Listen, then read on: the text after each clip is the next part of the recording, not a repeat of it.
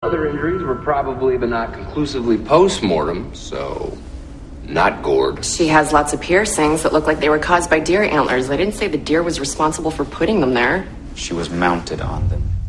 He's a good detective. He can do the simple 2+2 work and the more complicated stuff, but he also has this fantastic intuition and the ability to put himself into the shoes of not just any other person, but specifically people who have a tendency towards violence. She has liver cancer. He's eating them.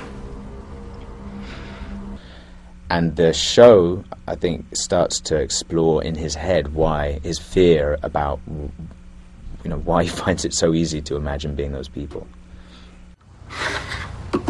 A little protein scramble to start the day. Some eggs, some sausage.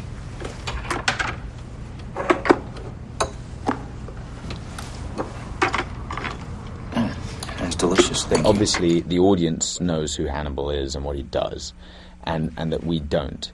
And because that's already set up, like we don't have to show him at work, covered in blood. I mean, the slightest hint is enough. And in terms of figuring out who he is, you got to remember that he's always the smartest man in the room. He's just several steps ahead, partially because of intelligence, and partially because I think that he has people with no conscience are capable of anything, right?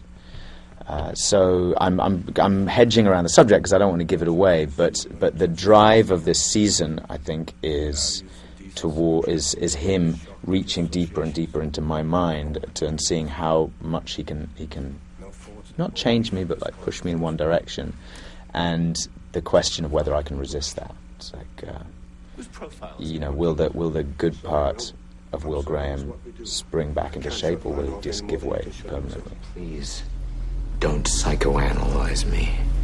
You won't like me when I'm psychoanalyzed. Will. Now, if you'll excuse me, I have to go give a lecture on psychoanalyzing. Maybe we shouldn't poke him like that, Doctor.